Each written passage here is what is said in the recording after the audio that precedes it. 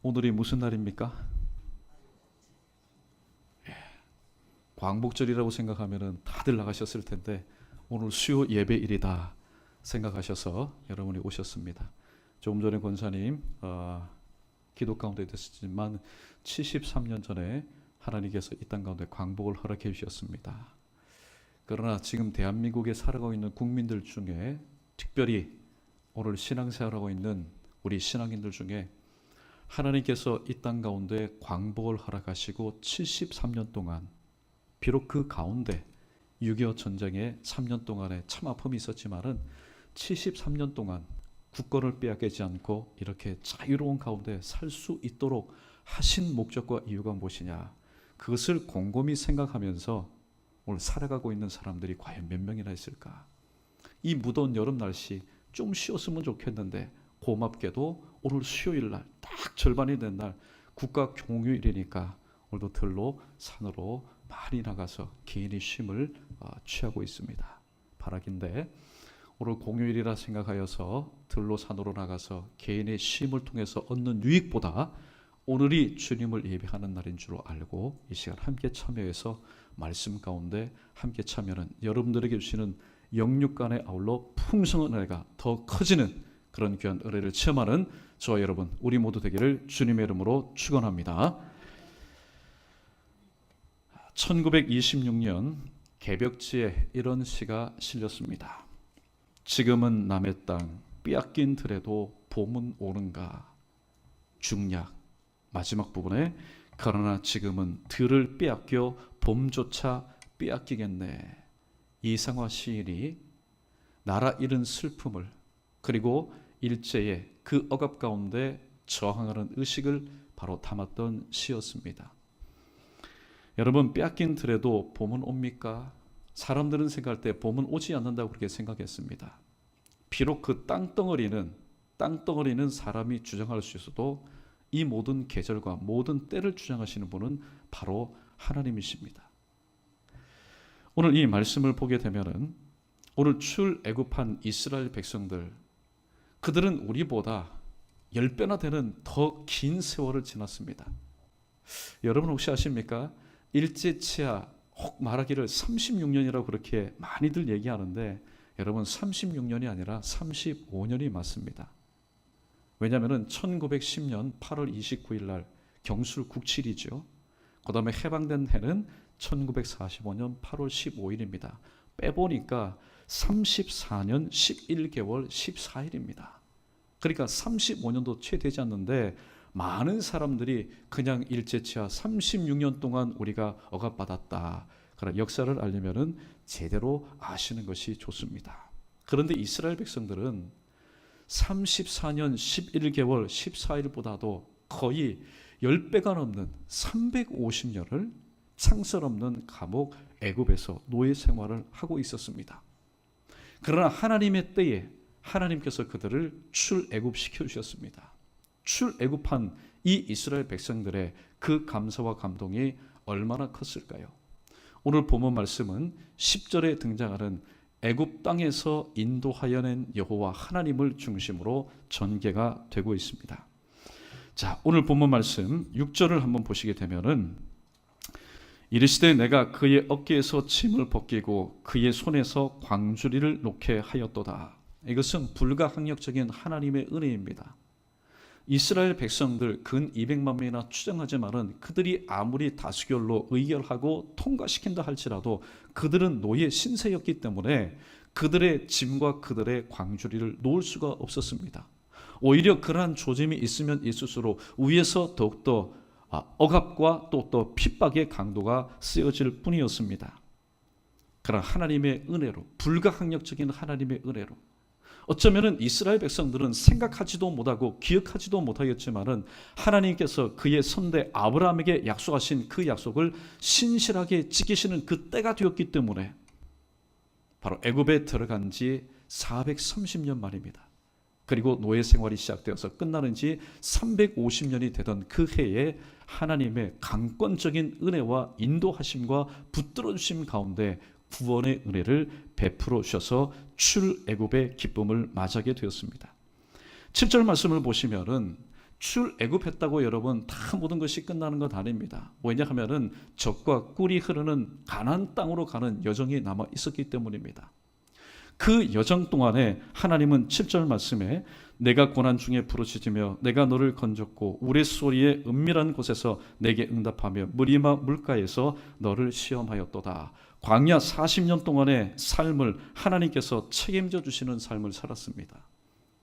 하나님께서 항상 하나님의 나라를 맡길 때 그 지도자들을 어떤 사람을 세우셨냐면은 목자의 심정을 가지고 있는 사람들을 세우셨습니다. 대표적으로 모세를 한번 보십시오. 그는 40년 동안 양을 친 경험이 있었던 사람이었습니다. 다윗을 보십시오. 다윗 역시 아버지 이새의 양을 쳤던 바로 마음을 가지고 처음 있었던 사람이었습니다. 이렇듯이 하나님은 친히 이스라엘 백성들 앞뒤 좌우를 알지 못하고 어디로 가야 될지 무지하였던 이스라엘 백성들을 양떼 삼으시고 광야 40년 동안 아침 저녁으로 친히 목자가 되우셔서 그들을 바른 길로 인도해 주셨습니다. 8절 말씀에 보니까 출애굽시킨 당신의 백성을 향한 하나님의 원함이 오늘 또 이렇게 기록이 되어 있습니다. 우리 8절 말씀 읽어보겠습니다. 시작. 내 백성이여 들으라. 내가 내게 증언하리라. 이스라엘이여 내게 듣기를 원하노라. 아멘. 하나님께서 이스라엘 백성들에게 원하시는 것은 다른 것 없었습니다.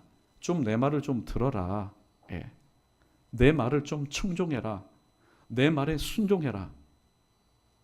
어떻게 보면 가장 단순한 것 아닙니까? 내 말에 순종할 것을 말씀하고 있습니다. 그럼 그 내용이 뭘까요?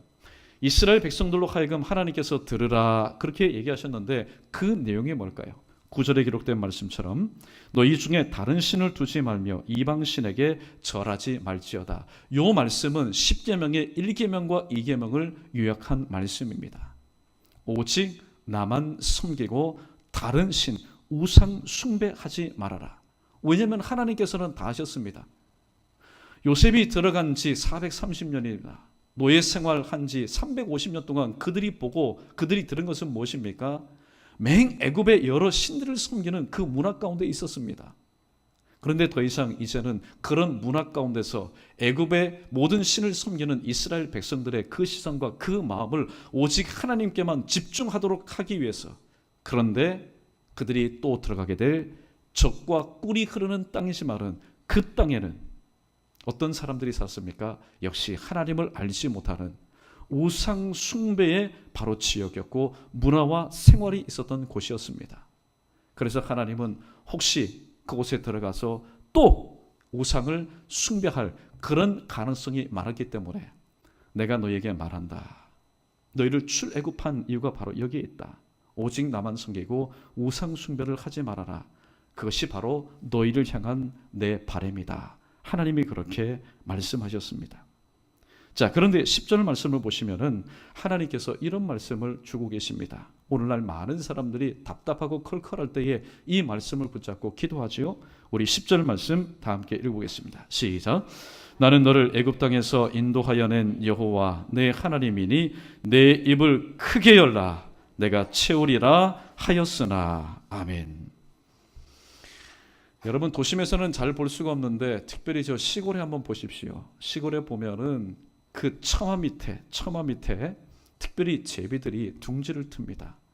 둥지를 틀게 되면은 한 둥지당 한 3개 내지 좀 많으면 한 5개의 알을 낳습니다. 때가 되면 부화를 합니다. 부지런히 아버지 새도 엄마 제비도 어떻게 왔다 갔다 합니다. 그런데 보면은 유독 살이 통통 찐 놈이 있습니다. 근데 어떤 거는 삐쩍삐쩍 말라요. 유심히 관찰해 보면은 여러분 사실 사람 같으면 그렇지 않을 거예요. 좀 약한 자식을 먼저 챙길 겁니다. 그런데 동물의 세계는요 다릅니다. 그냥 입을 쫙쫙쫙 벌려가지고 쫙쫙쫙쫙 그러면은 요놈이 배고픈 새끼구나. 어미는 자꾸만 그 새끼에게 먹이를 줍니다. 그런데 비실비실해서 입은 벌리지만은 짹짹 소리 내지 못하고 그냥 입을 다물고 있으면 요놈은 어떻게 해요? 요놈은 배고프지 않는갑다. 여러분 자연의 현상을 통해서도 우리가 얻을 수 있는 삶의 지혜가 있습니다. 내 입을 어떻게 해요? 크게 열라. 여러분 입을 크게 열면서 조용하게 여러분 기도하는 사람 있겠습니까? 입을 크게 연다는 얘기는 뭡니까? 내가 그만큼 지금 절실하고 답답하고 막막하고 갑갑하다는 것을 의미합니다. 여러분, 내가 지금 힘들고 어려울 때 하나님 저 많이 어렵거든요. 물론 신음한 소리도 있겠지만은 정말로 답답한 사람은요, 주변에 있는 사람 눈치 보지 않습니다. 내가 과거에 무엇을 했든지 지금 내가 어떤 지위에 있든지 여러분 그 생각하지 않습니다. 왜냐하면 내가 지금 급하기 때문에. 그래서 어떻게 됩니까? 부르짖습니다. 하나님 앞에 부르짖습니다. 하나님도 마찬가지인 것 같습니다. 우리에게 있어야 될 것이 무엇인지 다 알고 계시지만은 하나님은 우리가 부르짖을 때에, 입을 계속 열어서 부르짖을 때에 우리에게 필요한 것을 그때그때마다 공급하여 주시는 하나님이시라고 말씀하고 있습니다. 이 본문의 말씀은 좀 이따 다시 한번 언급해 보겠습니다. 자, 보십시오. 출애굽의 은혜, 이것은 인류 역사상 이런 유례가 없습니다. 하나님의 큰 은혜를 받았습니다. 그런데 구원의 은혜에 대한 감사와 감격과 감동이 점점 식어지기 시작합니다. 가나안 땅에 들어가서 살면 살수록 이제는 전쟁도 횟수가 점점 줄어듭니다. 그리고 처음에는 부딪혔습니다. 재산 문제로 인해서, 먹거리 문제로 인해서 많이 부딪혔는데 1년, 2년, 10년, 20년, 30년 살다 보니까 이제 부딪히는 것이 아니라 서로 동화되며 뒤섞여 살아가기 시작하였습니다. 그래서 하나님께서 베푸신 그 은혜를 점점 잃어버립니다. 그리고 살다 보니까 처음에 광야 40년 동안의 삶, 낮에는 구름기둥이, 밤에는 불기둥이, 그리고 아침에는 메추라기가, 만나가, 그리고 저녁에는 메추라기가 떨어지는 그것을 볼 때에 야, 나는 정말로 하나님이 사랑하시는 하나님의 선민이구나, 하나님께서 붙드시는 하나님의 백성이구나. 오늘 그 정체성을 가지고 그들은 자긍심을 가지고 살았습니다. 그러나 그들이 들어간 땅에서 정착하면서 시간이 흐르면 흐를수록 이제는 그런 하나님의 은혜를 체험하지 않습니다. 그냥 뒤섞여서 동화되어 살아가기 시작합니다. 그러다 보니까 현재에 적응화되었고 또 세속화되기 시작하였습니다. 하나님을 향한 경건함은 경박함으로 변질되고 말았습니다. 11절을 말씀해 보니까 하나님의 큰 은혜를 받았던 이 이스라엘 백성들 가운데 반전 상황이 이렇게 전개가 되었습니다. 11절 말씀해 보니까 하나님께서 그렇게 증언하십니다. 내 백성이 내 소리를 듣지 아니하며 이스라엘이 나를 원하지 아니하였도다 라고 말씀합니다. 그들이 하나님의 말씀을 더 이상 듣지 않습니다. 청종하지 않습니다. 그런데 정말로 심각한 것은 그들이 하나님을 원하지 않았다는 겁니다. 지금까지 그들이 누구의 은혜로 살았습니까? 오로지 하나님의 은혜로 살았는데 그 은혜를 베푸시는 하나님을 더 이상 싫어합니다. 원하지 않습니다. 하나님을 섬기는 것을 싫어합니다. 무엇이 시작되었습니까? 영적인 외도가 시작이 되었습니다. 다른 것을 연모하고 사랑하고 섬기기 시작하였습니다. 그런데 그 중에는 양심 있는 사람 하나님도 섬기고 또 보니까 시대의 흐름이 우상도 섬기고 종교타원주의가 오직 하나님만을 섬기라는 이 말씀에 위배되어서 이스라엘 삶 가운데 퍼져나가기 시작하였습니다. 그래, 하나님 섬겨도 구원을 받고 바알을 섬겨도 구원을 받고 아세라 섬겨도 우리가 구원을 받고, 그러나 오늘 예수님은 이렇게 말씀합니다. 요한복음 14장 6절 말씀, 일부러 자막을 준비하지 않았습니다. 자, 여러분 제 눈을 보시고 우리 함께 암송해 보겠습니다. 내가 곧 길이요, 시작. 내가 곧 길이요 진리요 생명이니 나로 말미암지 않고는 아버지께로 올 자가 없느니라. 아멘. 주님께서 분명히 그렇게 말씀하셨는데 하나님의 큰 은혜를 받았던 이 이스라엘 백성들, 하나님의 선민인 이스라엘 백성들도 섞여 살다 보니까 그래, 하나님 믿어도 구원을 받지, 바알을 믿어도 구원을 받지, 아세라 무상을 섬겨도 구원을 받지, 그냥 편리한 대로 편안한 대로 부딪힘이 없이 그런 신앙생활을 하였다는 사실입니다. 이것이 하나님 볼 때는 불편함이 되었습니다. 그래서 하나님께서 어떻게 하셨을까요? 12절 말씀 보니까 그대로 둡니다. 그 마음의 완악함대로 임의대로 하도록 내버려둡니다. 그러나 하나님의 그 마음은 어떠했을까요? 여러분 누가복음 15장에 보면은 둘째 아들이 있습니다. 둘째 아들이 자꾸만 와서 조릅니다. 야, 이거 들어줄 수도 없고 안 들어줄 수도 없고, 그런데 결국엔 어떻게 했습니까? 그가 원하는 것을 다 주었습니다. 임의대로 하도록 내버려두었습니다. 이 물질을 가지고 있는 이 둘째 아들은 아버지 뒤도 돌아보지 않고 아버지를 떠났습니다. 그러나 그 아들을 떠나보내는 아버지의 속마음은 어땠을까요? 속마음은 어땠을까요? 네가 지금 임의대로 하지만은 나는 너의 결과를 뻔히 알고 있다. 하나님은 우리의 미래를 다 알고 있습니다. 5분 뒤에 무슨 일이 일어날지 다 알고 있습니다. 내가 지금은 임의대로 내 뜻대로 내가 주인이 되어서 내 길을 내 방식대로 살아가지만은 그 결과가 어떠한지 하나님은 다 알고 계십니다. 그럼에도 불구하고 오늘 본문 말씀 보니까 임의적으로 일시적으로 허용할 때가 있습니다. 그러면서도 그러한 우리를 바라보시는 하나님 아버지의 마음은 어떨까요? 내게 돌아와라. 내게 돌아와라. 너는 분명히 네가 갖고 있는 이 모든 것을 가지고 너의 인생의 끝자락에서 너는 인생의 쓴맛을 맛보게 될 것이다. 그러나 그 마지막 끝자락에는 더 이상 갈 곳이 없다. 네가 올 것은 바로 내게로 돌아오는 길밖에 없다. 오늘 하나님이 그러한 심정으로 오늘 13절 말씀에서 또 이렇게 말씀합니다. 13절 말씀 함께 있습니다. 시작. 내 백성아 내 말을 들으라. 이스라엘아 내 도를 따르라. 아멘. 하나님께서 임의로 버려두셨기 때문에 그들이 살아있는 동안 이렇게 해가 쨍쨍 빼고 모든 날이 화창한 날씨에 하나님을 떠나서 범죄의 삶을 살지만은 그런 그들을 향해서 하나님은 오늘 또 심중 가운데 이렇게 말씀합니다. 그들의 영혼을 향해서 내 백성아 내 말을 들어라. 내 말을 들어라.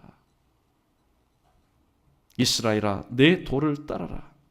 14절 말씀에 그리하면 내가 속히 그들의 원수를 누르고 내 손을 돌려 그들의 대적을 칠 것이다 라고 말씀하고 있습니다. 여러분 돌아오기를 기다리는 하나님의 마음은 어떤 마음일까요? 들어가서 살다 보니까 이제 전쟁도 없습니다. 부딪힐 일이 없습니다. 그냥 좋은 게 좋은 겁니다. 그러다 보니까 이것을 잊어버렸습니다. 하나님을 교회한 것을 잊어버렸습니다. 시선소 분산이 됩니다. 마음도 다 빼앗겼습니다. 돌아오라는 얘기는 너희의 분산된 시선과 빼앗긴 마음을 다시 나에게로 돌이키라. 그리고 나를 경외하는 마음을 갖기를 원한다. 오늘 하나님은 그렇게 말씀하고 있습니다. 오늘 본문 말씀해 보니까 말씀에 청종하는 삶을 사는 자의 유익에 대해서 오늘 14절과 16절에서 이렇게 말씀합니다. 14절에 조금 전에 읽었는데 하나님께서 원수를 누르고 또 그 대적들을 하나님께서 대신해서 쳐주시겠다라고 말합니다. 여러분 신앙생활은 누구의 삶입니까? 신앙생활은 내 삶입니까? 신앙생활은 하나님의 영광을 위한 삶입니까? 하나님의 영광을 돌리기 위한 삶입니다. 사실 보면은 영어에 보면 히스토리라고 있지 않습니까? 역사, 히스토리. 그러나 그 히스토리는요 앞에 있는 H가 휴먼 히스토리가 아닙니다. 인간의 역사가 아니라 히즈 스토리, 바로 그분의 역사입니다. 그러므로 이 모든 되어진 일들은 누가 감당하는 겁니까? 나는 도구로 쓰임받는 것이고 하나님의 일은 하나님께서 하시는 겁니다. 그렇기 때문에 오늘 우리 모두는 하나님의 말씀에 청종하는 자로서 그 자리에 있고 청종하는 자리에서 하나님 앞에 순종하는 마음으로 헌신하게 되면은 결국에는 하나님께서 이 모든 것을 정리하여 주시고 하나님께서 이 모든 것을 해결하여 주시고 하나님께서 이 모든 것을 바로 이루신다는 사실을 오늘 말씀을 청종하는 자에게 하나님께서는 말씀하고 있습니다. 또한 16절을 말씀해 보시면은 또 내가 기름진 밀을 그들에게 먹이며 반석에서 나오는 꿀로 너를 만족하게 하리라 하셨도다라고 말씀합니다. 젖과 꿀이 흐르는 가나안 땅으로 들어간 사람들은 누가 들어갔습니까? 건강한 사람? 아니요. 건강한 사람도 말씀에 불순종하였던 사람들은 광야에서 다 죽었습니다. 야, 저들은 잡혀서 죽일 거야. 처자식들, 우리의 어린 아이들은 다 죽임을 당할 거야 라고 염려 근심했던 사람들, 그러나 그들이 순종할 때에 여호수아와 갈렙과 함께 하나님의 편에 서서 순종할 때에 그들은 적과 꿀이 흐르는 땅으로 안전하게 보호받으며 인도함을 입었습니다. 오늘 16절 말씀에서 우리가 한 가지 좀 깊이 생각해 보아야 될 부분이 있는데, 바로 기름진 밀과 반석에서 나오는 꿀, 하나님께서 모세에게 약속하신 땅이 바로 이 땅이었습니다. 적과 꿀이 흐르는 땅입니다. 그러나 이미 성지순례 가보신 분들이 알겠지만은, 여러분, 지금이야말로 여러 가지 기술을 통해서 사막에도 꽃이 피고 또 식물을 재배하지만은 2000년 전에, 아니요, 그 훨씬 전에 출애굽하여서 이 적과 꿀이 흐르는 약속의 땅에 도착했을 때 그들이 바라보았을 때는요, 참 삭막했습니다. 여러분, 적과 꿀이 흐르는 땅이 무엇을 의미하는지 아십니까? 이스라엘 백성들이 하나님의 말씀에 순종하여 살 때에, 그들이 비록 광야 가운데 있다 할지라도, 그들이 사막 한복판 가운데 있다 할지라도, 이사야 선지자가 말한 것처럼 내가 광야에 길을 내며 사막에 강을 내어서 모든 것이 적과 꿀이 흐르는 환경으로 만들어 주시기 때문에, 즉 말씀에 순종하게 되면은 하나님은 어떤 분이십니까? 하나님은 적과 꿀이 흐르는 땅에서 열매를 얻게 하시는 분이 아닙니다. 절망의 밭에서 산소망의 열매를 거두게 하시는 하나님이십니다. 바로 무에서 유를 창조하시는 하나님이시기 때문에. 근데 이것이 우리에게는 많은 도전이 됩니다. 왜냐하면 우리는 어차피 환경 안에서 사는 존재이기 때문에. 여러분, 그렇지 않습니까? 그래서 여러분, 믿음 생활이 어떻게 보면은 가장 쉬운 것 같지만은 또 가장 힘겹고 어려운 게 바로 믿음 생활입니다. 이스라엘 백성들이 도착한 곳이 광야와 사막 같은 곳이었습니다. 그러나 그들이 하나님의 말씀에 순종했을 때 하나님은 이른 비를 통해서, 늦은 비를 통해서 그곳을 옥토와 같이 바꾸셨고, 그들이 하나님을 신뢰하는 가운데 땀을 흘리며 수고할 때에 하나님은 그 수고의 열매를 먹게 해주셨습니다. 그런데 이스라엘 역사를 한번 보십시오. 잘 따져진 푸른 초장과 쉴만한 물과 같은 좋은 환경 가운데 그들이 살았지만, 그들이 말씀에 불순종할 때에 그들이 쌓아놓았고 그들이 누리고 있었던 모든 것을 누가 취해갔습니까? 주변에 있는 나라 사람들이 다 취해갔습니다. 그들이 수고하여 거둬들였지만 그들의 입으로 들어가는 것은 없었습니다. 다 다른 사람들이 취하여 갔습니다. 그래서 적과 꿀이 흐르는 땅이라는 것은, 여러분, 오늘 이 땅 가운데도 마찬가지입니다. 어디든지 하나님의 말씀에 순종하는 자가 있는 곳은 다 적과 꿀이 흐르는 땅입니다. 왜냐하면 그곳에 바로 하나님께서 역사하시기 때문입니다. 할렐루야. 그러므로 오늘 또 내가 처해 있는 환경만 바라보면 우리는 원망 불평하는데, 여러분, 그는 말씀이 없는 자의 수치입니다. 말씀이 없는 자의 어리석음입니다. 우리가 왜 하나님의 말씀을 우리가 전하고 듣습니까? 하나님의 역사 가운데 이스라엘 백성들 광야 생활 가운데도 하나님께서 때마다 시마다 그들을 먹여주셨고, 여러분, 이 가나안 땅은 이미 칠족속들이 수백 년 전부터 터줏대감으로 살고 있었던 곳입니다. 오늘날도 마찬가지 않습니까? 담벼락 하나 두고 공사할 때에 10cm 조금만 들어가면 난리가 납니다. 민원이 제기가 됩니다. 그런데 200만 명이나 되는 그 구름대와 같은 민족들이 들어와서 이 땅은 하나님께서 우리 조상에게 허락하신 땅이야, 이제 너희 나가. 여러분, 그런데 그냥 순수하게 나갈 사람이 있습니까? 정말로 피 튀기는 전쟁이 일어납니다. 그럼에도 불구하고 그들이 하나님께 모든 것을 맡기고 순종하여 나갈 때에 하나님께서 이 모든 것을 깨끗하게 정리해 주셔서 그들로 하여금 안전하게 두려움 없이 그 땅 가운데서 살도록 하여 주셨습니다. 그러므로 여러분, 적과 꿀이 흐르는 땅, 내 가정이 적과 꿀이 흐르는 가정, 내 기업이 적과 꿀이 흐르는 그런 기업, 가정, 직장, 그리고 내 자녀 손들이 걸어가는 그 길이 적과 꿀이 보장된 그런 길이 되기를 원한다면 오늘 다른 것 없습니다. 내가 원한다. 출애굽시킨 내가 너희를 원한다. 그건 바로 뭡니까? 나의 말에 순종하는 것을 내가 원한다. 여러분, 하나님은요, 우리의 믿음과 우리의 감사가 있는 곳에 하나님은 언제든지 임하셔서 역사하시는 분이시기 때문입니다. 아무쪼록 또 신앙생활할 때에 지금 비록 내 앞에 성경에 기록된 것처럼 사망의 음침한 골짜기가 하루 지났는데 1년이 지났는데 여전히 내 앞에 펼쳐진 것이 사망의 음침한 골짜기를 할지라도 언제든지 나의 감사와 말씀에 순종이 있는 곳에 하나님은 사망의 음침한 골짜기, 기가 막힐 웅덩이와 수렁을 언제든지 젖과 꿀이 흐르는 땅으로 변화시킬 수 있는 능력이 충분한 분이 바로 하나님이심을 다시 한번 기억하시고, 오늘 여러분이 걸어가는 그 길이 비록 험하고 어렵다 할지라도 찬송가 370장 말씀처럼 또 근심이 있고 궁핍함이 있고 또 어려움이 있다 할지라도 언제든지 말씀 순종하는 나의 감사와 나의 믿음을 보시고 변화시켜 주시는 그 하나님이 오늘 또 나의 기도를 들으시고 내 형편을 보시고 나의 부르짖음을 듣고 계심을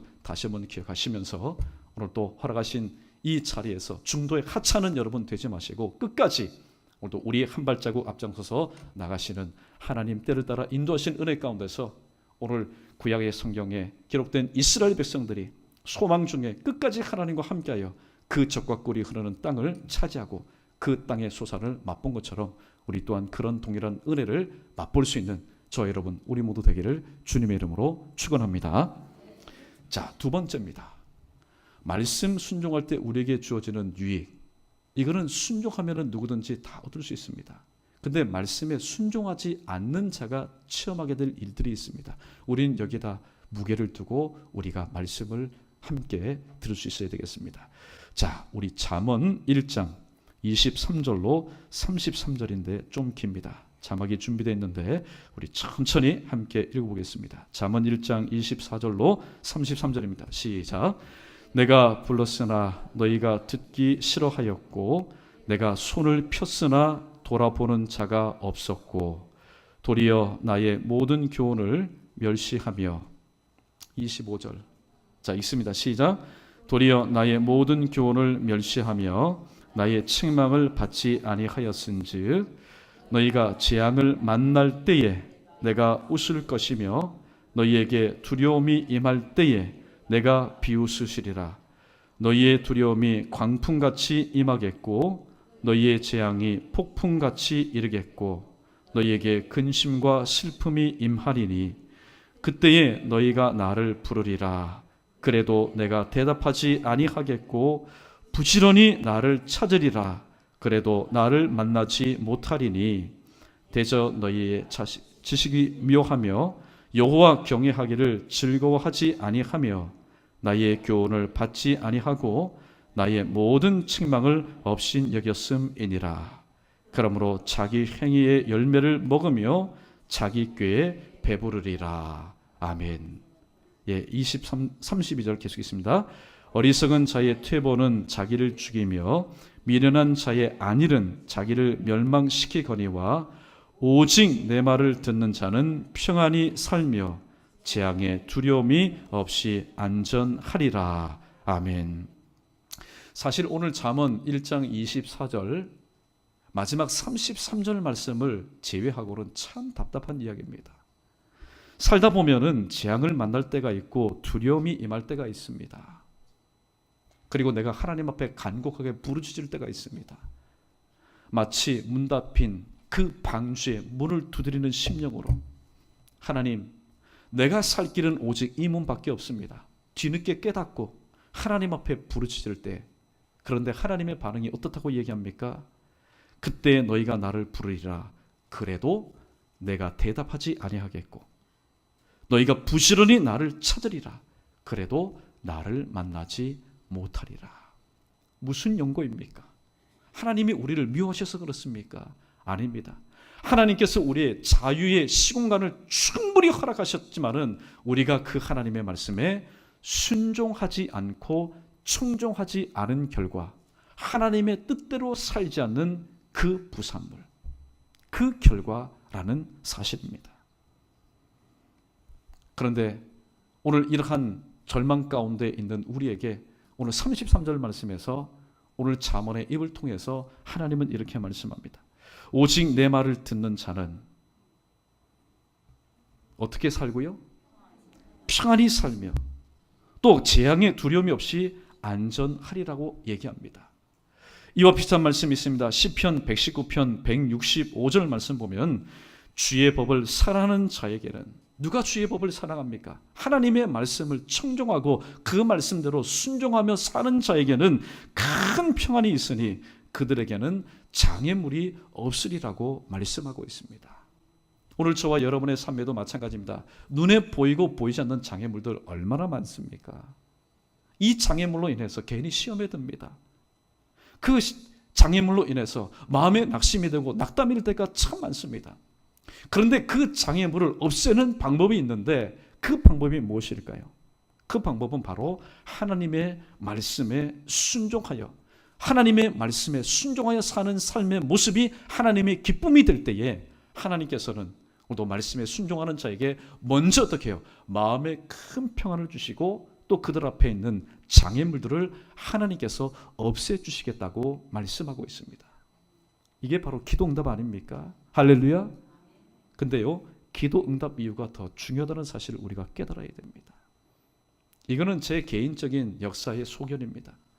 하나님께서 1945년 8월 15일 날 전국적으로 전 세계적으로 매스컴을 떠돌게 하는 이 대한민국의 광복을 하나님께서 허락하셨습니다. 그런데 광복을 맞이한 우리 대한민국 국민들이 어떻게 하였습니까? 어떻게 하였습니까? 거의 5년 동안 싸웠습니다. 이념의 대립을 했습니다. 자, 북이 옳다, 남이 옳다, 공산주의가 옳다, 아니다, 자유주의가 옳다. 하나 되지 못할 때에 하나님은 이 땅 가운데 6.25 전쟁이라는 3년 동안의 동족 상잔의 비극을 허락해 주셨습니다. 여러분, 앞으로 다시는 이런 일이 우리 가운데서 일어나서는 안 됩니다. 그러나 하나님께서 허락하신 73년 동안 주님께서는 이 땅 가운데 물론 크고 작은 여러 가지 일들은 있었지만은 하나님께서 이 땅 가운데 자유를 허락해 주셨습니다. 저와 여러분은 오늘 어떤 땅에서 살아갑니까? 자유가 있는 시간과 공간 안에서 우리는 살아갑니다. 선택은 우리 자유입니다. 하나님께서 기뻐하시는 삶을 살 것인가, 아니면은 하나님께서 싫어하시는 삶을 하나님께서 또 싫어하시는 삶을 그 면전에서 또 이스라엘 백성들처럼 우리가 살 것인가.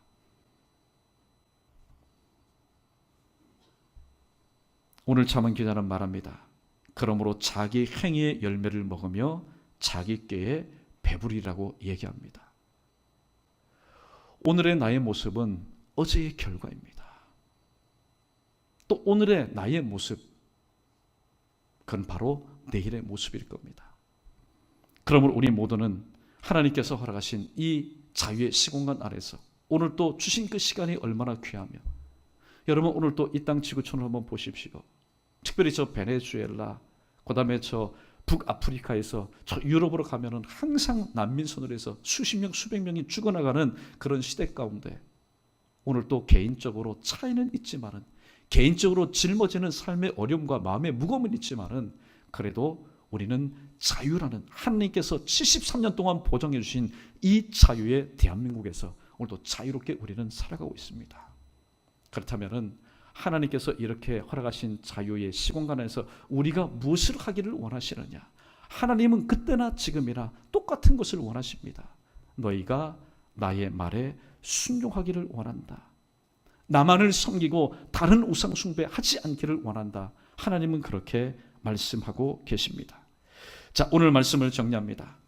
10절에서 애굽 땅에서 인도해내신 하나님이 원하시는 것은 8절과 13절에 거듭 강조된 것처럼 하나님의 말씀에 청종하는 것이었습니다.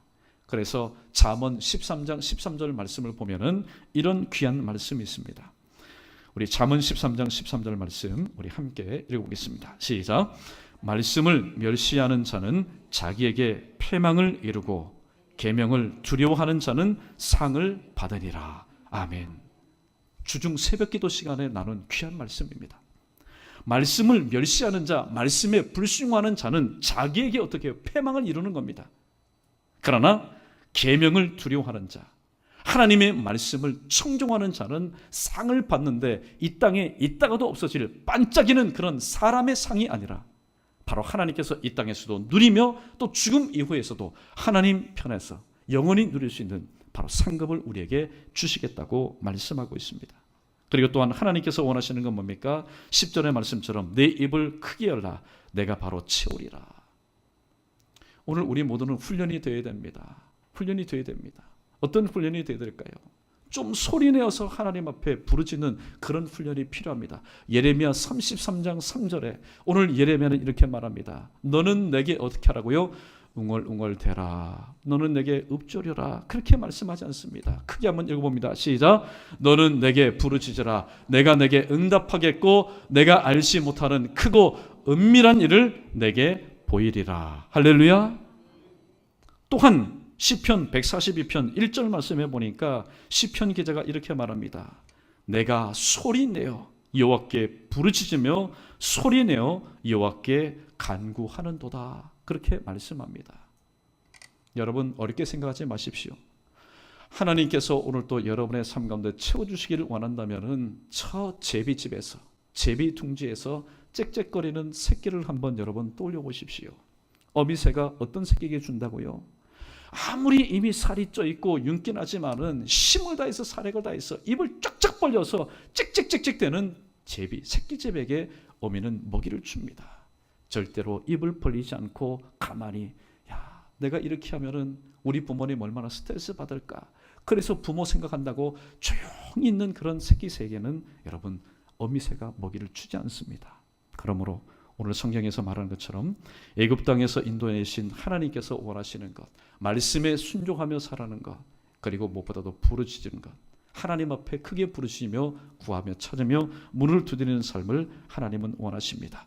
자, 73년 전입니다. 1945년 8월 15일 오늘 하나님께서는 이 땅 가운데 광복을 주셨습니다. 그 광복의 기쁨, 오늘 또 여기에 계시는 우리 어르신들 여러분 다 알 겁니다. 그날의 그 기쁨, 그날의 그 감속, 그날의 그 감동, 그날의 그 감격을 우리는 모두 다 알고 있습니다. 그리고 후대들은 전해 들어서 알고 있습니다. 그렇다면 하나님께서 이 대한민국 가운데 그렇게 잔혹하고 그렇게 참 눈물 나며 그렇게 마음 졸이던 이 대한민국 가운데 하나님께서 빛을 다시 허락하신 이유가 뭘까? 하나님께서 우리 대한민국 가운데 다시 광복을 허락하신 그 목적이 뭘까? 우리는 그 이유와 목적을 분명히 알아야만이 하나님 앞으로도 계속해서 허락하실 이 대한민국이라는 시공간 안에서 우리는 자유하는 삶을 살아갈 수 있습니다. 첫 번째는 하나님의 말씀에 순종하며 살아가는 것입니다. 하나님의 말씀에 순종하여 살아가지만은 우리는 이 땅에서 인간의 몸을 입고 있기 때문에 부족한 것들이 참 많습니다. 연약한 것들도 참 많습니다. 부족한 것과 연약하고 또 우리의 죄성, 이 모든 것은 하나님의 은혜로 채워야 되는데 그럼 여러분 무엇을 통해서 채워집니까? 야고보서 4장 2절에 보니까 너희가 얻지 못함은 구하지 아니함이라. 그래서 하나님은 너희가 나에게 부르짖기를 원한다라고 하나님 말씀하고 있습니다. 아무쪼록 말씀에 불순종하는 삶을 통해서 모두 인생의 쓴맛, 북쪽 이스라엘이 그러했던 것처럼 남쪽 유다가 그러했던 것처럼 여러분 그 전철 되밟지 마시고 오늘도 주님께서 말씀하신 것처럼 말씀에 청종, 말씀에 순종하는 삶을 통해서 이 세상에 아무리 두려움과 염려, 근심이 있다 할지라도 오늘도 하나님이 주시는 평안함과 안전한 삶을 사시며 이를 우리 나라와 또 여러분의 가정과 여러분의 개인과 또 우리 교회 가운데 허락하신 하나님께 다시 한번 크게 감사와 찬송과 영광을 올려드릴 수 있는 저와 여러분 우리 모두 되기를 주님의 이름으로 축원합니다. 자, 이 말씀을 생각하시면서 우리 처음에 불렀던 찬송가 370장 좀 남다른 그런 마음가짐을 가지고 우리 1절 2절만 우리 함께 찬송하겠습니다.